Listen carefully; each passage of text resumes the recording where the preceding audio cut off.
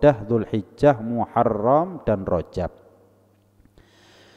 Memuliakan apa yang dimuliakan oleh Allah itu adalah kewajiban. Lawang Allah ajak memuliakan kok, mengagungkan kok. Lantas bagaimana kita yang cuma sekedar hamba tidak mengagungkannya dan memuliakannya? Ketika Allah memuliakan Dzulhijjah, ya jangan sampai kita anggap Dzulhijjah ini sama dengan bulan yang lain. Kita anggap Dzulhijjah enggak Dzulhijjah podo. Jangan sampai kita meremehkan apa yang dimuliakan oleh Allah Subhanahu wa taala. Dan kebetulan malam ini adalah malam pertama bulan Dzulhijjah para hadirin. Rasulullah sallallahu alaihi wa ala alihi wa sahbihi wasallam nate dawuh, "Ma min ayyamin afdalu indallah wala ahabbu ilaihil amalu fihinna min hadhil ayyamil ashar." Tidak ada hari-hari yang lebih agung daripada 10 hari pertama bulan Dzulhijjah, dan tidak ada amal yang lebih besar pahalanya daripada amal ibadah yang kita kerjakan di 10 hari pertama bulan Dzulhijjah.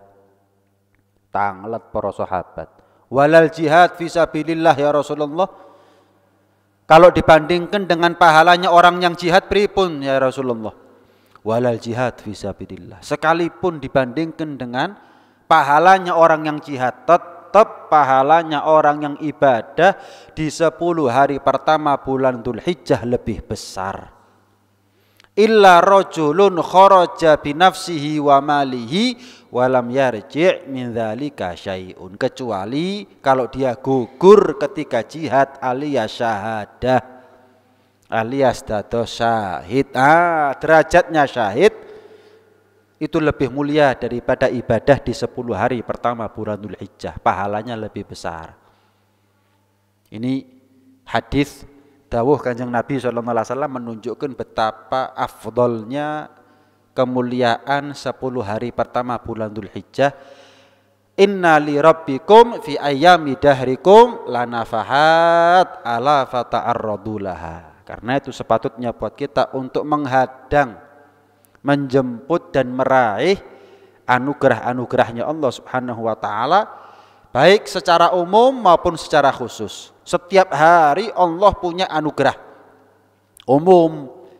Tapi kalau anugerah Dzulhijjah, anugerah Ramadan, anugerah Dzulqa'dah, anugerah Muharram itu khusus.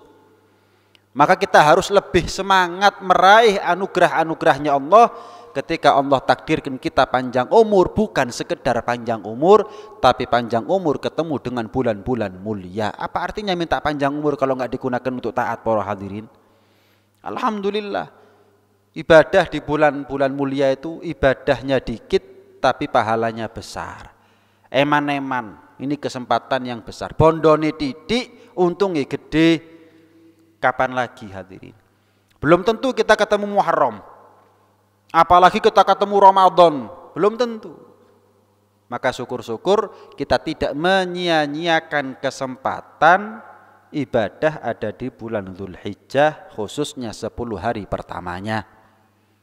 Dan salah satu ibadah yang paling afdol di sisi Allah di bulan Dzulhijjah di 10 hari pertamanya adalah ibadah kurban.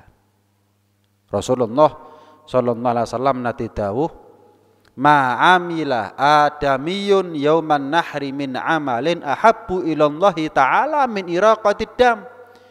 Amal yang paling besar pahalanya tanggal 10 Dzulhijjah itu adalah menumpahkan darah hewan kurban. Wa innaha la ta'ti yaumal qiyamah bi quruniha wa asy'ariha wa adlafiha.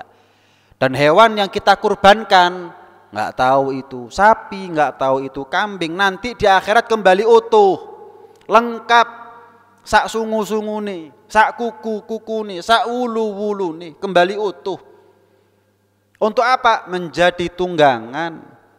Untuk apa? Menjadi kendaraan yang menjauhkan kita dari neraka dan mendekatkan kita dengan surga. Wa inna damaha la yaqa' indallahi bimakan qabla ayyaqa' 'alal ardi. Dan darah dari hewan yang kita kurbankan belum tetesannya jatuh ke tanah untuk pertama kalinya, pahalanya sudah lebih dulu sampai kepada Allah Subhanahu wa ta'ala. Karena itu hadirin, dimanfaatkan ya, harta yang kita punya, kelapangan rezeki yang kita punya untuk ibadah kurban. Iya. Kepingin kurban tapi kalau enggak diupayakan ya mimpi hadirin. Untuk apa-apa kita ini nabung kok. Sampai kadang-kadang nyicil belani utang-utang. Ya kenapa kita ini enggak nabung untuk kurban hadirin? Ya. Bukankah nilai harta kita yang sesungguhnya itu adalah harta yang kita bawa mati? Loh Bib, tiang sedo kok beto arto Bib. Loh, kalau jadi kurban dibeton niku hadirin.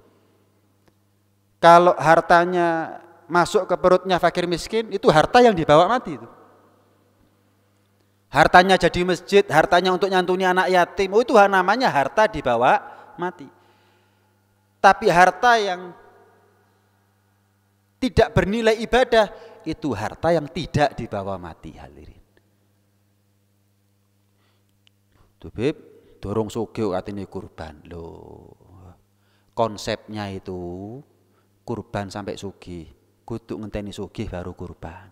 Sedekah sampai sugih, kudu ngenteni ngenteni sugih baru sedekah. Sama seperti sholawat itu loh. Dorong cinta kok sholawat. Enggak, keliru. Sholawat terus sampai cinta hadirin. Dorong khusyuk kok sholat loh. Ya sholat aja terus sampai khusyuk. Itu konsepnya itu begitu, rumusnya itu begitu, pun diwalik-walik. Oh dorong sugih kok sedekah. Duh, ngapunten, jangan lagi kurban. Loper koran hadirin. Tukang tambal ban hadirin. Becak hadirin. Budal haji. Ayo. Nggih napa mboten? Mereka mungkin penghasilannya lebih kecil, lebih rendah daripada kita. Tapi dasar niat dimudahkan oleh Allah. Lah kalau kita kan nunggu durian runtuh hadirin. Kok Bib aku untuk duit 200 juta baru kurban ya kan? Durung-durung mimpi di sianu apa? Ya kapan hadirin tahu-tahu kita ini enggak ada angin, enggak ada hujan dapat uang 200 juta. Nanti Bib kalau saya dapat uang 1 miliar Bib, wah saya kurban sapi Bib lah kan? Nanti Bib kalau saya dapat uang 1 miliar Bib, saya haji Bib loh. Ngenteni mimpi hadirin. Enggak begitu, diupayakan. 2.000, 3.000, 5.000, 10.000. Nanti Allah yang jangkepno hadirin. Jangkepno. Kadang-kadang tiang niku bidal haji hadirin. Nabung mulai nem. Umur swidak kayak budal. Kenapa? 30 tahun nabungnya. Tapi berangkat. Ketimbang ngenteni 30 tahun, endi duit 200 juta, endi duit 1 miliar, gak ketemu hadirin. Menunggu hal yang tidak pasti, kenapa enggak kita upayakan saja agar apa yang kita impikan menjadi pasti mestinya. Nah, cuman hadirin, sayangnya kadang yang kurban itu enggak belajar fikihnya. Panitia enggak belajar fikihnya. Takmir enggak belajar fikihnya. Sing dodolan kambing, sapi enggak belajar fikihnya. Bahkan yang bukan siapa-siapa, tidak menjadi apa-apa, cuman sekedar menerima pemberian daging kurban dari masjid atau dari tetangganya, dari keluarganya, enggak belajar fikihnya. Padahal mau itu takmir, mau itu panitia, mau itu yang kurban, mau itu yang jualan, atau enggak jadi apa-apa, tetap butuh kepada yang namanya ilmu agama. Al-ilm qoblal amal, ilmu itu sebelum amal. Kalau amalnya dulu belum ilmunya, offset kartu kuning para hadirin. Wong bali durung tutuk wong wis ngarepe gawang, lah offset ta hadirin. Ilmunya belum kok amalnya sudah duluan, offset kartu kuning. Ma yufsiduhu aktsar mimma yuslihu. Akeh salahe dawuh para ulama timbang beneri. Sinten sing dhisikno amal ketimbang ilmu. Dibekali, dimodali, dikuati, dielmoni amalnya kita. Amaliyahnya diilmiahkan. Yang punya ilmu, ilmunya diamaliyahkan. diilmiahkan. Oh, gitulah hadirin. Amaliyahnya diilmiahkan. Jangan sampai nggak tepat. Jangan sampai keliru. Jangan sampai nggak syar'i. Ilmunya diamaliyahkan, dijadikan kebiasaan hidup. Ngoten para hadirin. Baik. Kita akan bahas secara ringkas tentang apa-apa yang berkaitan dengan fikihnya kurban. Pertama, tentang hukum kurban. Beb, saya ini sunnah kurban apa enggak ya? Ada 4 syarat orang itu dikatakan sunnah kurban. Yang pertama, muslim, artinya non muslim tidak disyariatkan kurban, jelas. Loh Beb, kalau masjid nerima kurban dari non muslim, mereka ikut berpartisipasi, Beb. Gimana? Jenengan terambi mboten nopo-nopo, tapi statusnya bukan kurban alias sedekah biasa, hadiah, pemberian. Enggak apa-apa.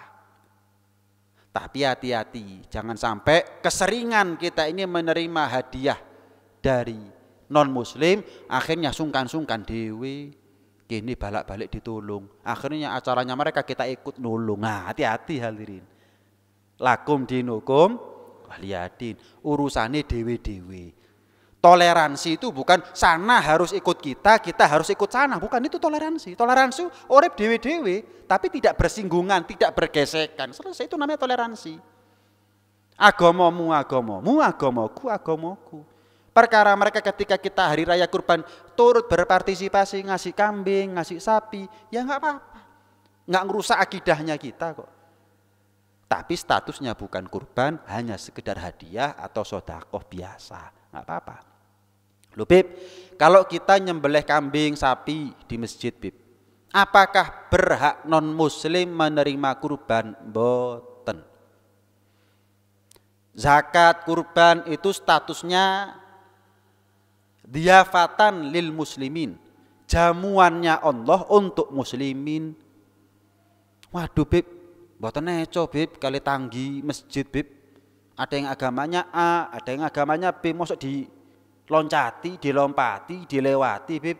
Nah, jenengan tarik iuran dari yang kurban. Oh, kurban sapi 200.000 per orang.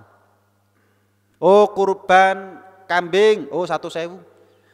Kalau misalkan ngelompok iuran itu jadi 3 juta misalkan, jenengan belikan kambing 1. Kambing 1 ini bukan diniatkan kurban, tapi dibeleh niatnya sedekah, diberikan kepada non muslim tadi itu. Jangan diambil dari kurban. Belikan kambing 1 khusus untuk sedekah kepada non muslim, enggak apa-apa. Jelas ya?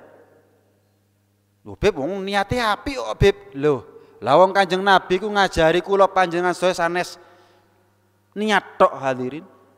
Nabi itu juga ngajari syariat. Jangan kemudian kita ini modal niat yang bagus, nggak peduli sama syariat, nggak begitu. Islam itu ya niat yang bagus, ya syariat yang tepat. Ini yang namanya ahsanu amala.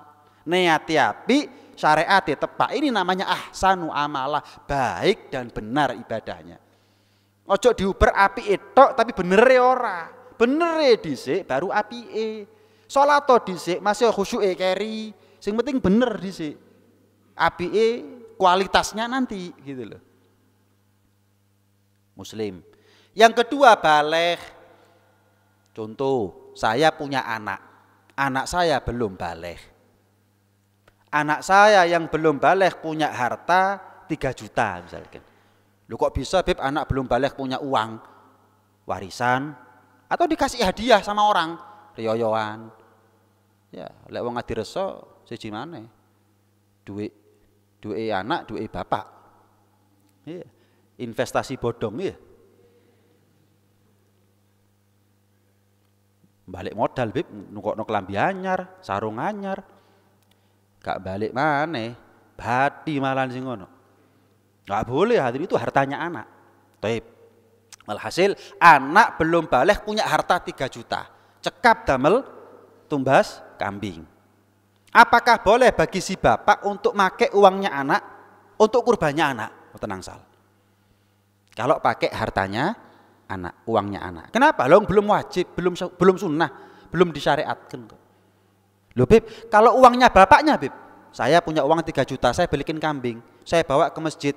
Ini atas nama siapa, Beb? Atas nama anak saya yang belum baligh. Sah. Kenapa? Kita tidak merugikan hartanya anak. Enggak apa-apa hadirin. Faham perbedaannya ya? Yang ketiga berakal, alias orang kalau itu enggak normal, ya enggak wajib atau maaf tidak disyariatkan atau disunnahkan kurban, jelas. Yang keempat mampu. Nah, mampu ini hadirin, mampu ini bukan harus kaya raya. Orang yang dikatakan mampu sehingga sunnah bagi dia untuk kurban itu jika dia punya kelebihan harta. Setelah menafkahi anak, istri dan orang-orang yang dia nafkahi selama 4 hari. 10, 11, 12, 13 Dzulhijjah. Beb, saya ini sunnah kurban apa enggak ya? Muslim napa mboten? Muslim, Beb. Baligh napa dereng? Pun baligh, Beb. Waras, waras. Mampu napa mboten? Lah niki Beb kula nggih tanglet niki. Apakah saya ini termasuk orang yang mampu? Nah, saya tanya, kira-kira untuk nafkah anak istrinya jenengan 4 hari, 10, 11, 12, 13 Dzulhijjah. Berapa? Misal 500.000 misalkan. Oke, setelah 500.000 dikurangi 500.000, ada kelebihan harta enggak? Ada, Beb. Piro? 3 juta, sunnah kurban. Cukup 3 juta untuk beli kambing hadirin. Sunnah kurban. Loh Beb, tapi kalau saya pakai uang 3 juta ini untuk beli kurban, ya saya besok nggak punya uang lagi Beb, tetap sunnah. Meni apa jarane meni, lek meni si urip si ono rezekine. Mosok kalah ambek pitik hadirin. Napa nate jenengan ningali pitik niku mlebeten kandange terus nggawa kresek isine dedek, isine jagung, isine beras. Ditakoki ambek kancane gawe apa gawe meni. Ono hadirin, menungso sing wedi. Iya, umure durung mesti seminggu. Isine kulkas, bek guys seminggu. Jelas ya? Kecuali, tapi Beb saya punya utang Beb, utangnya sudah jatuh tempo. Saya punya uang 3 juta. Cuman saya punya utang, yang utangnya sudah jatuh tempo. Kalau saya pakai beli kurban yang nggak bayar utang saya, jangan kurban. Kurban itu sunnah bagi yang mampu. Jenengan nggak mampu. Kenapa? Wajibnya nyaur utang. Iya, kadang-kadang wis nyaur ora kurban ya ora hadirin kadang-kadang. Repot menungso. Utange ngemis-ngemis. Ibu-ibu terutama ya biasanya. Iya, nah. Beb, kurban itu kan sunnah, bisa jadi wajib apa enggak Beb? Bisa. Ada 3 penyebab kurban itu jadi wajib, hati-hati. Yang pertama dengan nazar. Nazar itu harus diucapkan. Lek kerentek jerone ati durung nazar. Itu belum jatuh nazar namanya. Itu sik niat, rencana tok. Tapi kalau diucapkan saya bernazar tahun ini kurban kambing sunnah karena saya bernazar tahun ini kurban kambing karena Allah Ta'ala. Diucapkan. Walaupun tidak di depan orang. Ijen jerone kamar ngomong saya tahun ini bernazar kurban kambing karena Allah Ta'ala. Maka kurbannya jadi wajib. Sampai panen raya sawahku, kurban kambing aku. Wah, ini jadi wajib. Yang kedua, istilah fikih namanya bil ja'li. Contohnya ya apa? Saya jadikan kambing ini atau sapi ini kurbannya saya. Itu kalimat menjadikan kurbannya kurban wajib. Saya jadikan kambing ini kurbannya saya. Jadi wajib. Yang ketiga, bita'yin, menentukan. Kambing ini kurban saya. Jadi wajib. Kalimat seperti itu jadi wajib. Saya bawa kambing. Terus tanggi kula tanglet. Kurbanin jenengan Habib. Nggih, ini kambing kurbannya saya. Jadi wajib hadirin. Pendapat yang kuat. Walaupun ada pendapat juga mengatakan kalau cuma sekedar menjawab ya tidak. Tapi nggak ada angin, nggak ada hujan, tahu-tahu ngomong ini kambing kurban saya, wajib. Tapi kalau ditanya jawab. Kambing kurban Habib. Iya, ini kambing kurbannya saya. Jadi wajib. Tapi ada pendapat, enggak cuma sekedar jawab. Nah, paling enak ngeles jawabannya. Kambing kurban Habib dibeleh tanggal 10, wis mari wis. Lho lah iya Habib kurban apa ora? Ya mbok pokoke tak beleh tanggal 10 lak mari ya. Selesai. Ini enggak jadi wajib, enggak ngomong ini kambing kurban saya, cuman dia ngomong dibeleh tanggal 10. Gitu. 3 penyebab ini yang menjadikan kurban itu menjadi wajib hadirin. Kemudian hadirin, menghadiahkan pahala kurban itu diperbolehkan dan sampai pahalanya kepada siapapun. Mau mereka masih hidup atau sudah meninggal. Setelah disembelih saya doa, ya Allah, jadikan pahalanya bukan hanya untuk saya ya Allah. Pahalanya untuk almarhum fulan, almarhumah fulan, atau bahkan orangnya masih hidup, saudara-saudara saya, anak istri saya. Hadiahkan pahalanya juga untuk mereka ya Allah. Dapat, boleh. Ini solusi. Ketimbang jenengan beli kambing, jenengan yang beli kambing tapi di atas namakan orang lain yang sudah meninggal. Beb, saya beli kambing beb. Orang tua saya, bapak ibu saya nggak pernah kurban beb. Saya ingin mengatasnamakan, bukan menghadiahkan pahala, tapi mengatasnamakan kurban itu untuk mereka. Khilaf. Ada yang mengatakan boleh, ada yang mengatakan tidak boleh. Kalau mereka almarhum almarhumah tersebut pernah wasiat ngasih izin, jok lali lek awakmu duwe rezeki, kalau saya meninggal kurban sekali-sekali untuk saya, boleh. Tapi kalau nggak ada wasiat, nggak pernah memberikan izin, nggak boleh. Pendapat yang kuat. Tapi ada pendapat juga mengatakan boleh. Ya, daripada bingung, tetap atas namanya panjenengan. Jenengan bawa kambing ini ke panitia, tanglet panitia. Atas nama siapa? Saya. Tapi kita hadiahkan pahalanya. Masya wong sewu yang disebut gak apa-apa. Ya Allah, hadiahnya untuk fulan. Saya wong sewu, gak apa-apa. Urip sedo, mboten napa-napa sedaya. Itulah sebagaimana yang dikisahkan bahwa Rasulullah pernah kurban, dihadiahkan pahalanya untuk umatnya. Jelas ya, bukan di atas namakan untuk umatnya. Kambing satu ya untuk orang satu. Lah mosok kambing satu untuk miliaran umatnya Nabi hadirin. Mulai zaman hidupnya Nabi sampai kiamat, ya nggak mungkin. Satu kambing untuk satu orang. Atas namanya untuk Rasulullah, cuma dihadiahkan pahalanya untuk umatnya Rasulullah. Jadi kita ini hadirin belum lahir sudah pernah dapat ganjaran daripada kurbannya Rasulullah. Masya Allah, saking sayangnya Rasulullah sama kita. Sallallahu alaihi wa ala alihi wa sahbihi wasallam. Iya. Nah, kemudian hadirin sekalian rahmati Allah subhanahu wa ta'ala, hewan yang dapat dijadikan kurban, ya jelas onta, sapi atau kambing. Cuman 7 orang kurban 7 kambing itu lebih afdol daripada 7 orang urunan 1 sapi. Walaupun dagingnya 1 sapi itu lebih banyak daripada 7 kambing. Tapi itu nomor 2, nomor 1 ganjarannya dhisik. Saya mau tanya, darahnya 7 kambing sama 1 sapi lebih banyak mana? 7 kambing. Makanya pahalanya kita tergantung banyaknya darah. Tambah akeh getine, tambah gede ganjarane. Bulunya 7 kambing sama bulunya 1 sapi lebih banyak mana? 7 kambing. Kukunya 7 kambing, tanduknya 7 kambing. Walaupun maslahatnya fakir miskin itu adalah apa? Banyaknya daging. Itu nomor 2. Nomor 1 maslahatnya kita. Apa? Ganjaran. Ibarat orang itu kalau tenggelam, selamatkan dirimu sendiri dulu baru peduli sama orang lain. Kalau kita belum selamat kok menyelamatkan orang lain. Gambarannya begitu. Nomor 1 maslahatnya kita. Manfaatnya kita. Apa manfaatnya kita? Ganjaran. Ganjaran bukan dari banyaknya daging. Seperti yang saya nukil hadis yang pertama tadi itu. Kukunya, bulunya, tanduknya, darahnya. Semerap nih. Jadi 7 kambing itu lebih afdol daripada 1 sapi. Tapi kalau 1 kambing sama 1 sapi ya lebih afdol 1 sapi. Jangan keliru. 1 kambing sama 1 sapi ya 1 sapi lah. Alasannya sama hadirin. Darahnya lebih banyak, bulunya lebih banyak dan seterusnya dan seterusnya. Tapi kalau 7 kambing sama 1 sapi, 7 kambing lebih afdol.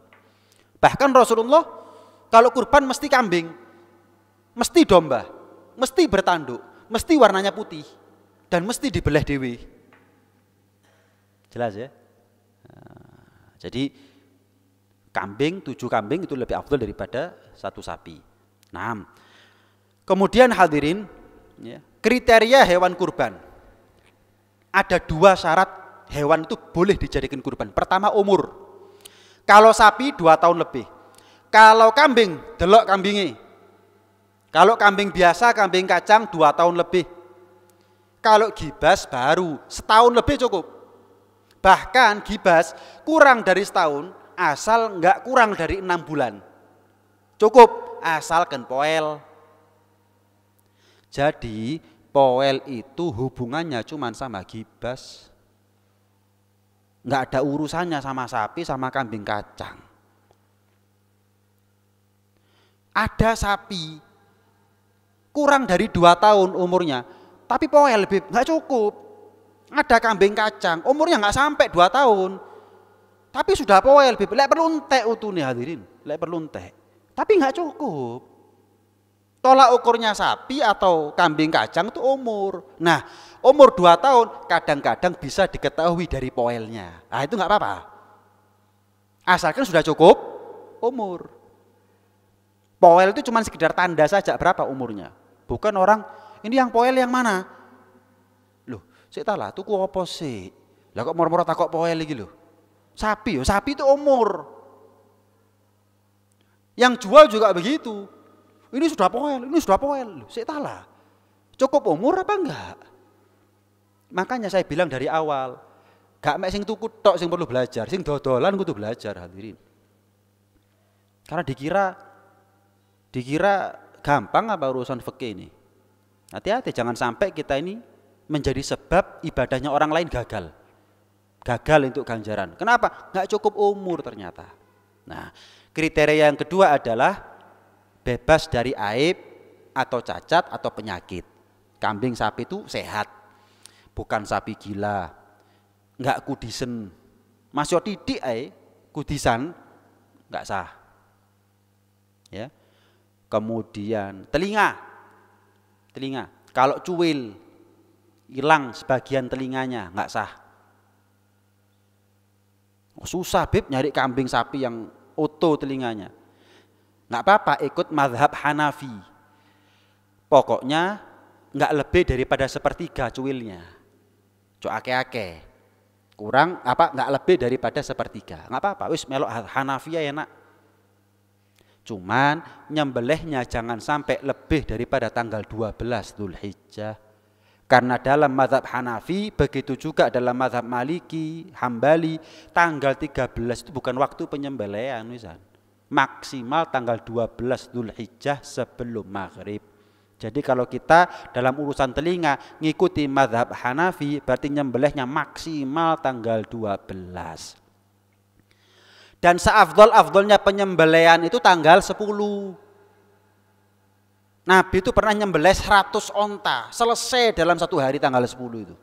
Mulai setelah sholat lebaran, sholat id sampai sebelum maghrib.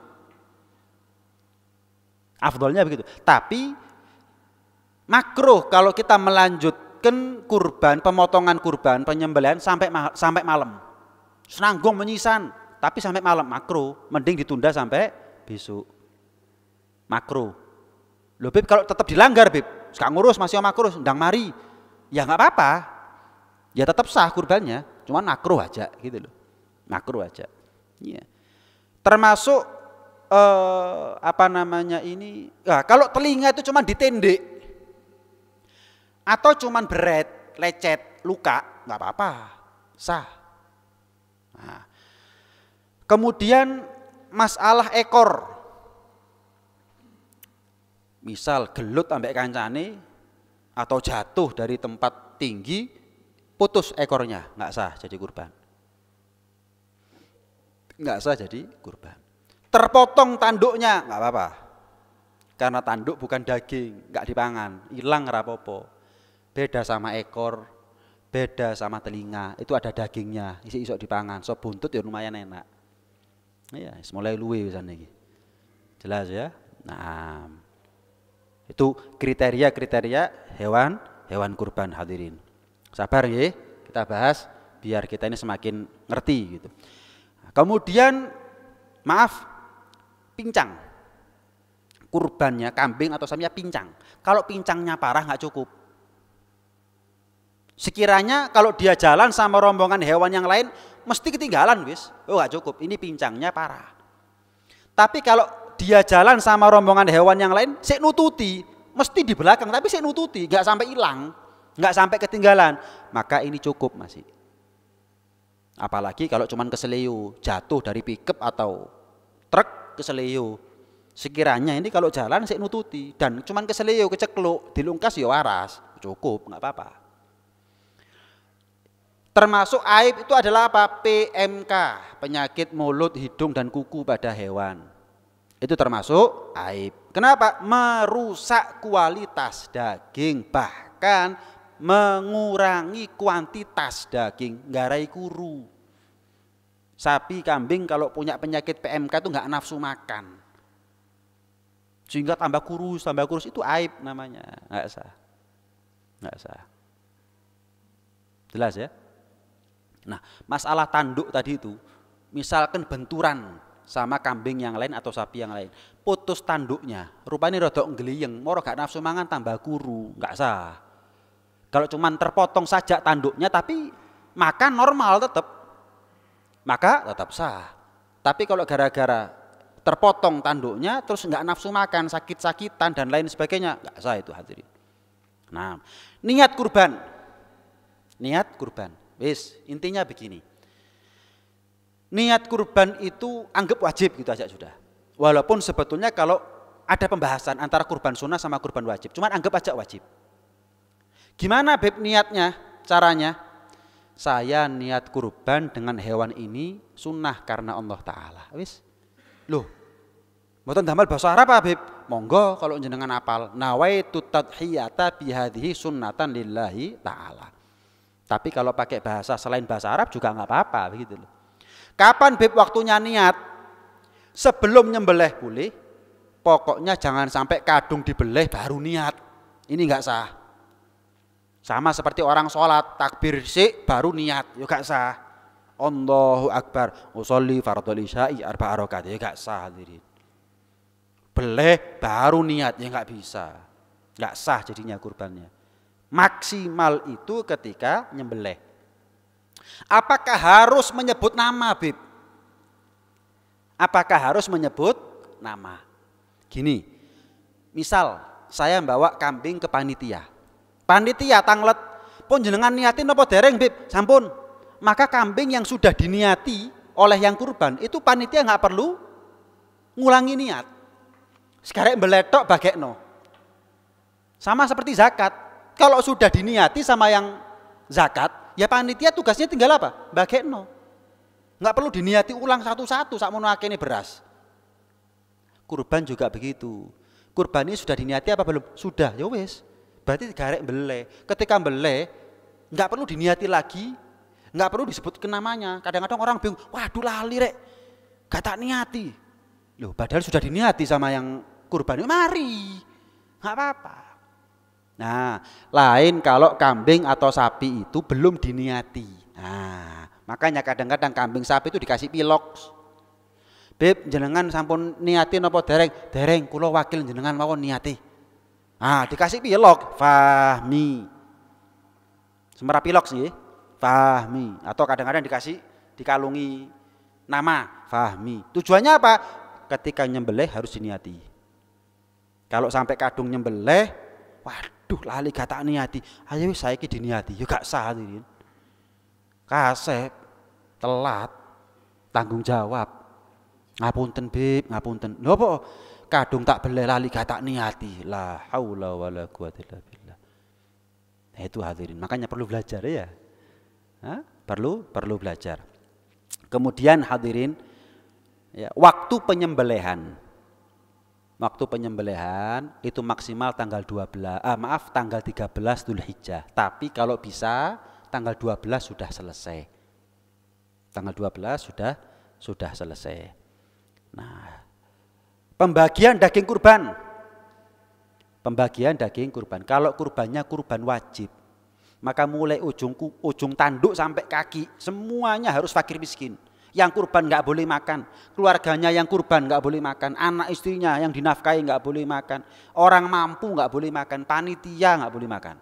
100% untuk fakir miskin. Makanya panitia perlu tanya ketika nerima kurban. Tanya, ini kurban wajib apa kurban sunnah? Nah kalau nggak ditanya, campur. dagingnya campur, padahal ada kurban wajib dimakan panitia, atau mungkin balik kepada yang kurban dimakan sama keluarganya. Gak karu-karuan iki hadirin. Ya kurban wajib untuk fakir miskin kok sing kurban melok mangan, panitia melok mangan, keluarganya yang kurban macam-macam. Gak bisa. Makanya dipisahkan, oh kurban wajib taruh di tempat yang berbeda dengan kurban sunnah. Kalau perlu sampai kreseknya, lek perlu siji. Oh, pokok kresek abang kurban wajib, kresek ireng kurban sunnah. Artinya apa? Kresek abang kudu fakir miskin. Jok sampai dipangan sing kurban, keluarganya yang kurban, panitia, orang mampu dan lain sebagainya. Harus fakir miskin. Jelas ya? Tapi kalau kurban sunnah, nah yang kurban boleh makan. Dimakan keluarganya boleh. Cuman afdolnya semua daging diberikan kepada fakir miskin. Yang kurban mek ngambil jeroan tok. Rasulullah begitu. Wabeh dikekno fakir miskin. Nabi cuman ngambil jeroan tok. Lek wong adireso waliane kuwabeh dipek sing dikekno fakir miskin mek titik. Seperti gugur kewajiban. Lek ana wong model kaya ngono tahun ngarep blacklist coret. Titip mbelehno iki. Kudu kurban iki. Ya walaupun sah ya, cuman rada gak niat iki. Medit tapi kurban yang ngene iki akhirnya. Iki kudu njaluk sampil ngono karuan hadirin. Minta kepala karuan, iki gak kuwabeh tak pek.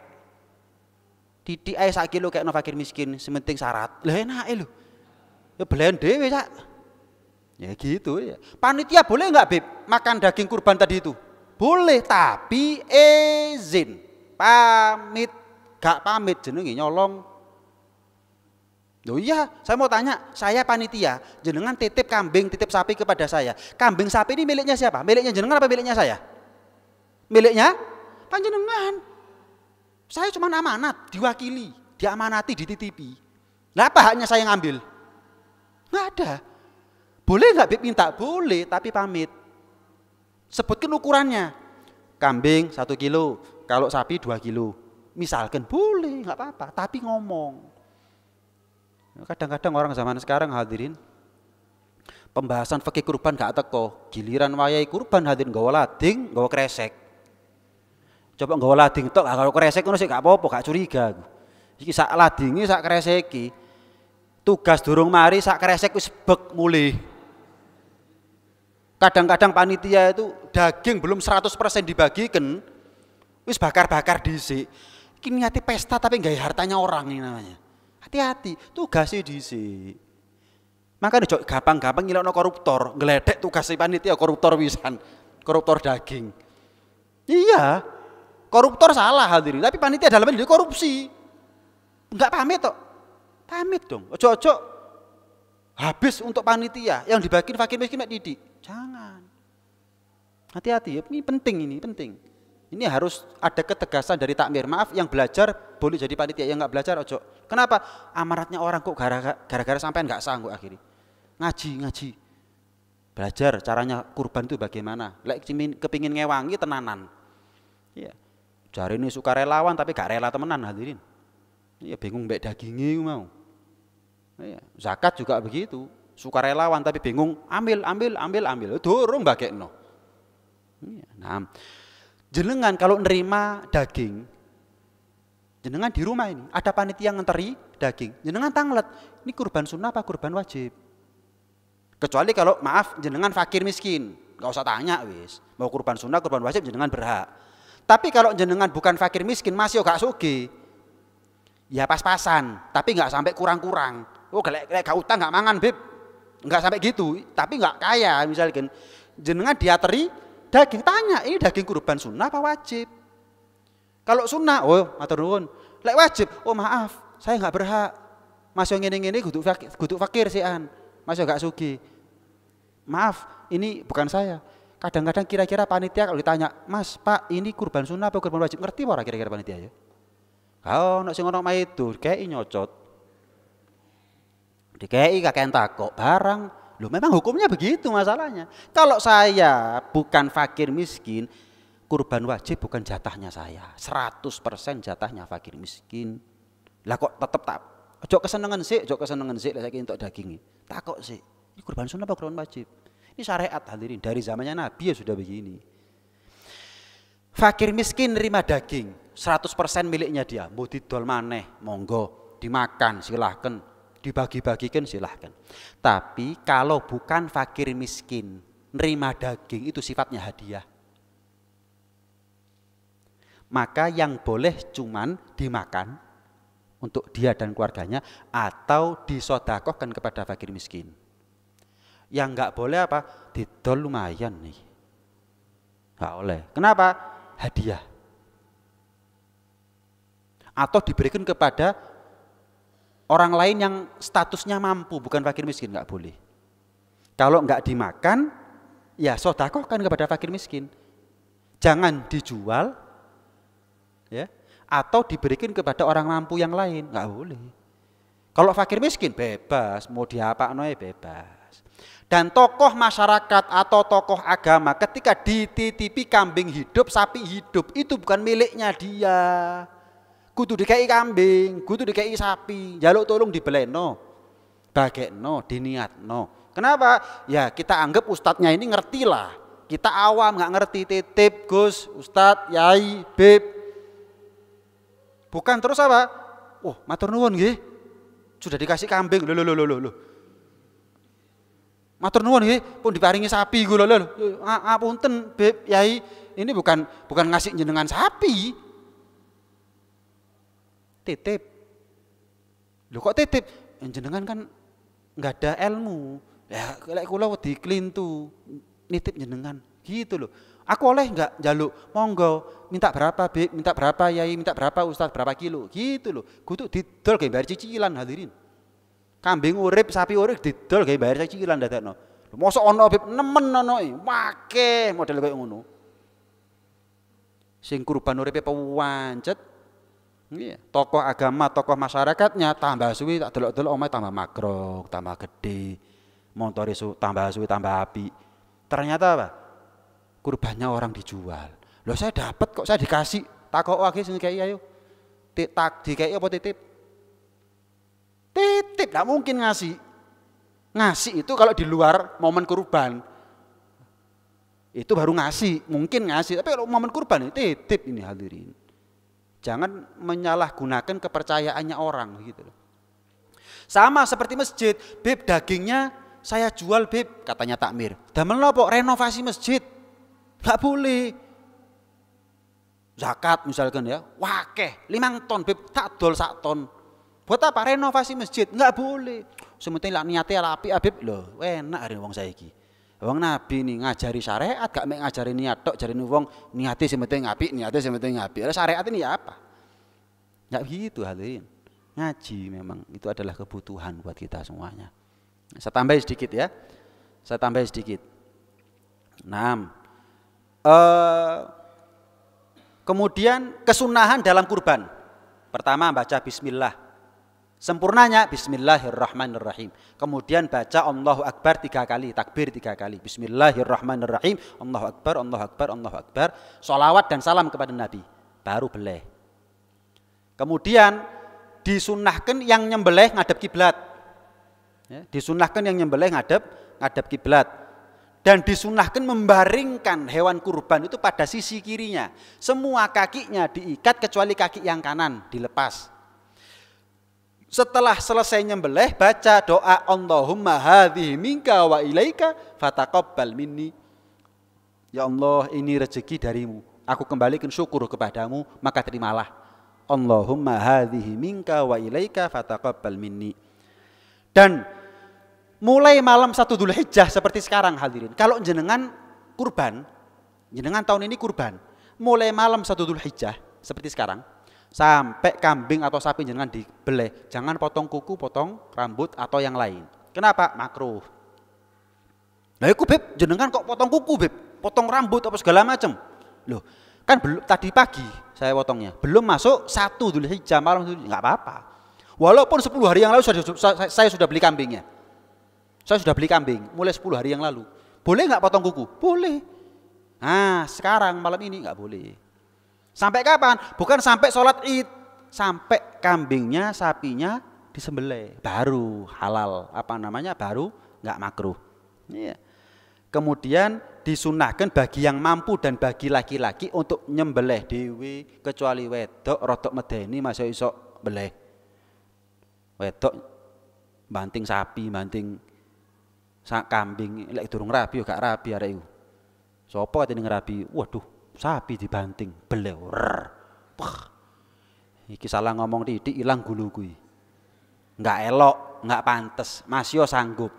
Terus gimana? Untuk perempuan diwakilkan afdolnya. Tapi kalau laki kok sanggup nyembelih, beleh dewi. Kalau enggak sanggup ya wakilkan. Ketimbang salah nyembelih jadinya bangke nanti. Ya jadinya enggak sah. Ya. Saya tambahi sedikit. Bib, hewan hamil bib, apakah cukup? Enggak cukup. Kecuali kalau hamilnya enggak nggarai kurus. Ada pendapat masih. Ada pendapat. Makanya jantan sama betina yang lebih afdol yang mana? Jantan. Kenapa? Enggak resiko hamil, aman wis.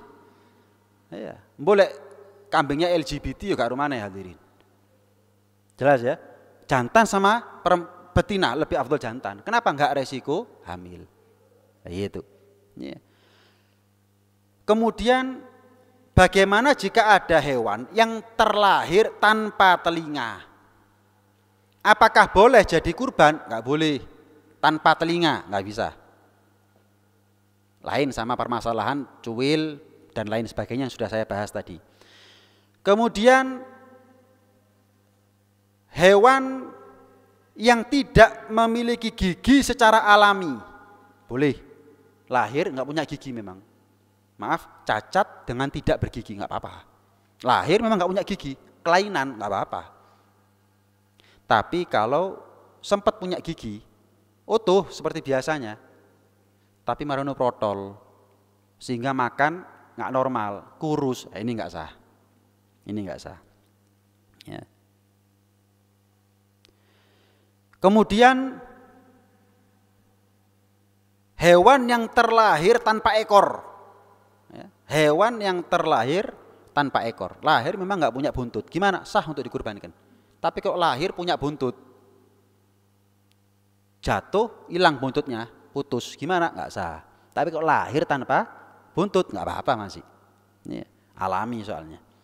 Daging kurban harus disedekahkan dalam keadaan mentah. Tak kasih contoh, saya kurban, dagingnya sebagian saya berikan kepada fakir miskin mentah. Sebagian yang lain saya bagi-bagikan kepada orang dalam keadaan matang, nggak boleh. Kecuali saya masak, undang. Ayo makan-makan bareng di rumah. Monggo, enggak apa-apa. Tapi kalau dibagikan harus dalam keadaan mentah. Dibagikan kok. Loh Beb, ini saya bagikan kepada saudara, kepada orang mampu. Tetap harus dalam keadaan mentah. Gitu loh. Kecuali jenengan masak, diundang. Lain. Beb, satu kambing ya niat kurban, ya niat akikoh. Gimana? Ada pendapat boleh. Walaupun lebih baik tidak. Selagi kita mampu, kurban kambingnya sendiri, akikoh kambingnya sendiri.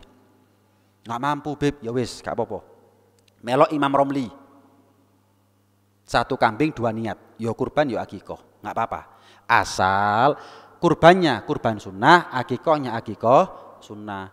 Kalau kurbannya wajib atau akikohnya wajib, nggak bisa digabung-gabung. Nggak bisa digabung-gabung. Iya. Kemudian boleh nggak Beb kurban diganti uang Beb? Nggak bisa. Ya. Kurban diganti uang nggak bisa. Zakat diganti uang nggak bisa. Beb saya belum pernah kurban Beb. Boleh nggak akikoh? Atau sebaliknya Beb saya belum pernah akikoh.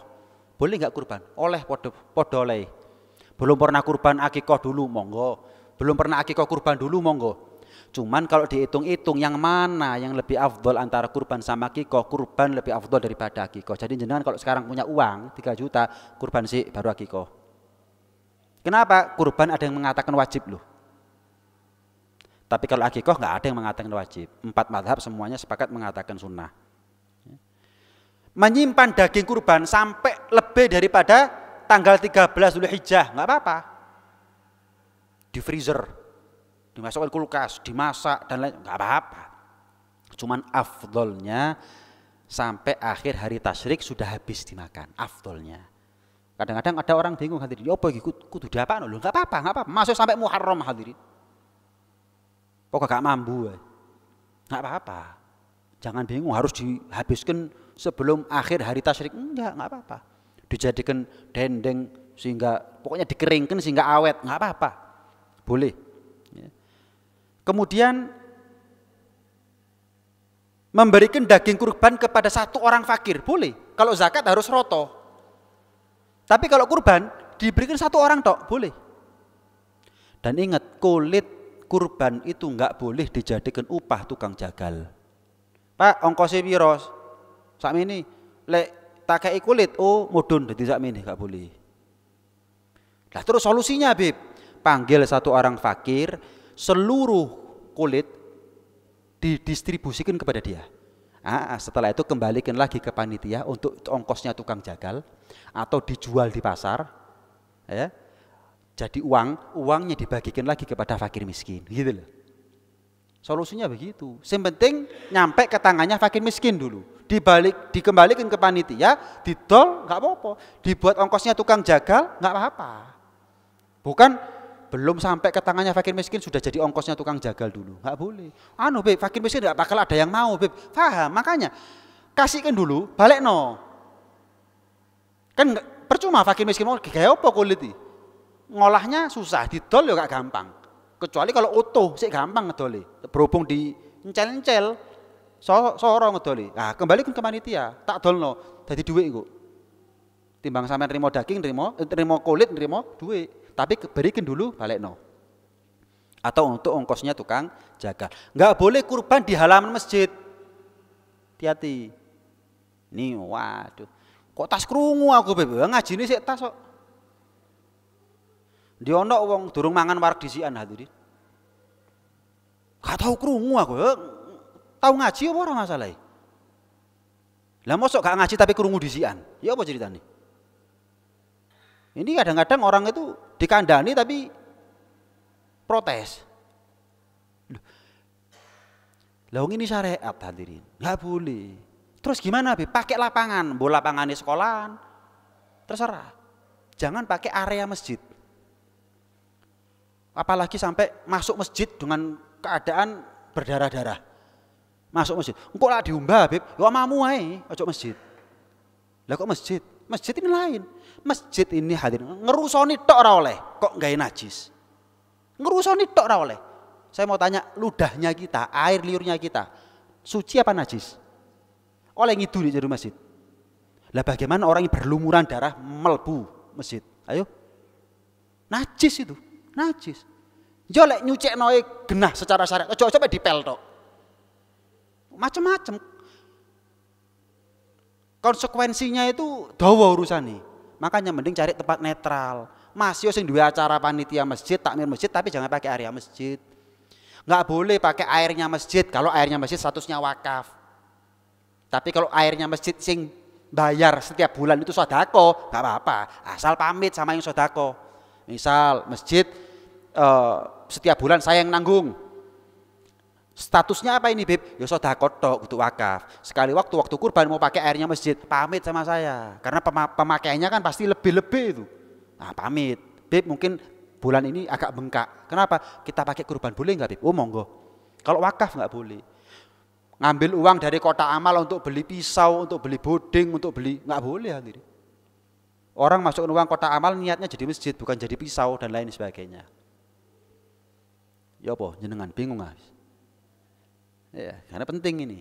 Ya inilah al amal qoblal ilm, ilmu ini kayak riwo masalah, bingung. Ya, tapi nggak apa-apa. Ya. Artinya paling tidak ada evaluasi lah buat kita. Ada evaluasi buat kita. Ya. Loh, Bib, masuk masjid tapi diterpali, Bib, nggak boleh. Nggak boleh. Di masjid diterpali, terus dicak-cak berdarah-darah, mungkin habis nyeseti dan lain sebagainya. Nggak boleh. Enggak diumbah lah, yuk amamu aja, ojo masjid. Lah mari ya, apa udah diumbah nih yuk. Cari tempat yang netral. Bola lapangan bal-balan, bola lapangan sekolahan, bola dalan, tutup tutup jalannya untuk nyembelih, selesai. Ini penting hadirin ya. Ini penting sebetulnya. Wallahu a'lam. Ya. Mudah-mudahan jadi ilmu yang manfaat, ilmu yang barokah, zahir maupun batin buat kita semuanya. Amin ya rabbal alamin. Ada yang mau ditanyakan mungkin? Monggo. Boleh, Pak Ar.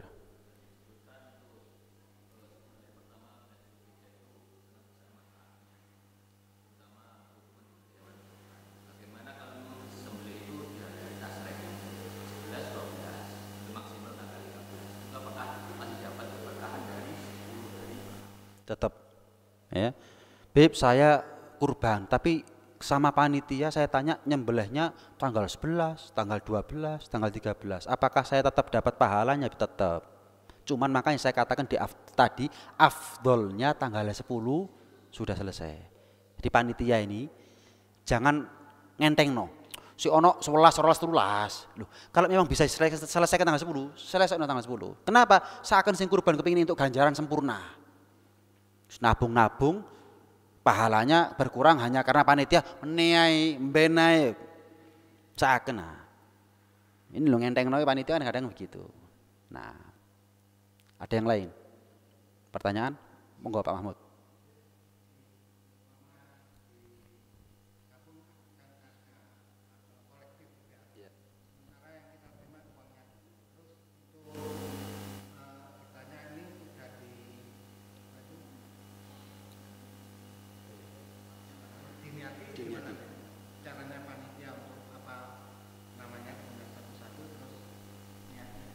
Jadi begini, 7 orang misalkan, urunan 1 sapi.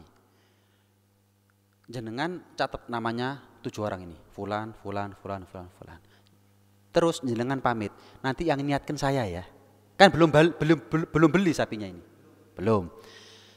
Begitu beli sapi waktu nyembelih atau sebelum disembelih sudah diniati. Saya niat berkurban dengan sapi ini atas nama fulan, fulan, fulan, fulan, fulan, fulan. Ketimbang baru datang sapinya manggil lagi 7 orang. Kok ono sing nang Surabaya, kok sing ono sing nang Gondang Legi lah terus ya apa tentenan lan iki. Makanya 7 orang itu yo nitipno dhuwit, yo nitipno niat. Pak Mahmud, kami bertuju titip uang nih 21 juta misalkan. Sekaligus kami pasrah niat datang panjenengan. Perangkat Pak Mahmud ke Gondang Legi dapat 1 sapi, tak niati wis. Pak Mahmud niati, saya niat berkurban dengan 1 sapi ini atas nama fulan, fulan, fulan, fulan, sunnah karena Allah Ta'ala. Mari, enteng wis. Sudah diniati, nanti dibeleh gak niat maneh gak apa-apa, mari wis. Jadi jangan nyembelih baru niat hadirin. Selagi bisa kita antisipasi sebelumnya, kan ndang diniati lah mari ya wis tanggung jawab. Mau dibeleh modele apa sak karepe wis mari ngono. Khawatirnya beleh lali gak niat. Repot ini akhirnya. Tanggung jawab itu nanti panitia. Ada yang lain kira-kira? Monggo.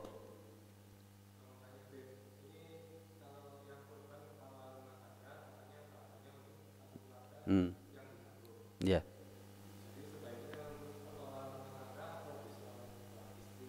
Iya. Iya.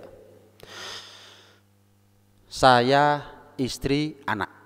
Saya mampu kurban, istri mampu kurban, anak juga mampu kurban. Tapi yang kurban cuma saya tok. Ini yang dapat ganjaran siapa, Bib? Ya saya tok. Pendapat yang muktamad. Saya tok. Wong saya yang kurban kok. Jelas ya? Cuma dengan kurbannya saya telah menggugurkan hukum makruh karena meninggalkan kurban atas istri dan anak saya. Mampu kurban kok nggak kurban makruh. Tapi gara-gara diwakili oleh saya sebagai kepala keluarga, gugur kemakruhan buat mereka. Tapi sing itu ganjaran lima aku tok. Ada pendapat saya kurban, semua anggota keluarga yang saya nafkahi dapat pahalanya. Ada pendapat. Tapi yang kuat tetap yang kurban tok yang dapat pahala. Iya, mestinya kalau memang semuanya mampu, saya mampu, istri mampu, anak mampu, ya kurban dewe-dewe. Mas, mestinya begitu, podo mampu nih kok. Iya kalau nggak mampu. Ada yang lain? Ya, doa itu gini loh. Jenengan kan nitipkan kambing kurban ke panitia. Sunnahnya itu jenengan saksikan. Pak, kapan kambing saya dibeleh? Yo paling tanggal 12. Oh ya wis, Jenengan apalkan kambingnya jenengan ya, iki wedhus kuwi. Tanggal 12 jenengan datang ke masjid. Ya, atau ke tempat penyembelihan. Saksikan kurbannya jenengan disembelih. Kenapa? Syukur sama Allah. Alhamdulillah akhirnya sok kurban. Kalau sudah pernah kurban, alhamdulillah istiqomah kurban, disyukuri. Malah kadang-kadang jenengan kalau itu kurban pertama kali sok nangis barang jenengan. Alhamdulillah, sopo nyongko aku sok kurban. Subhanallah. Ya, wong sandal kapan budal Jumatan ilange bingung tuku. Ini iki sok kurban, alhamdulillah ya Allah. Syukur gitu loh. Ya, syukur.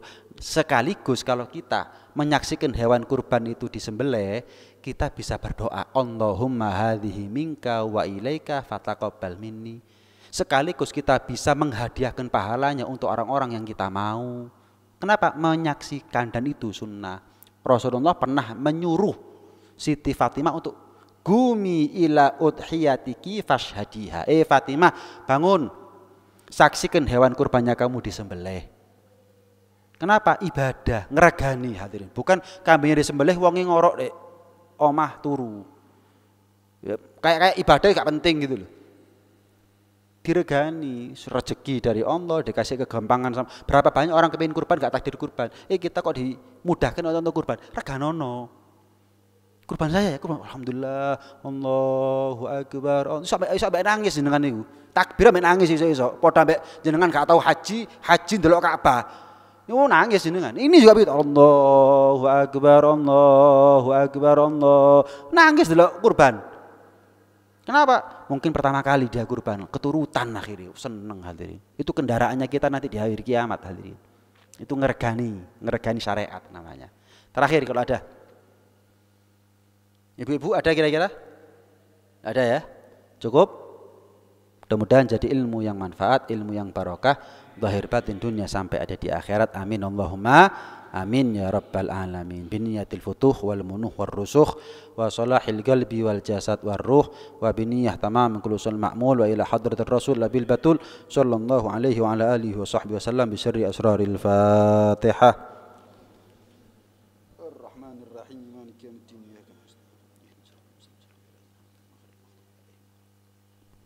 Hadza minni wal afu minkum. Assalamualaikum warahmatullahi wabarakatuh.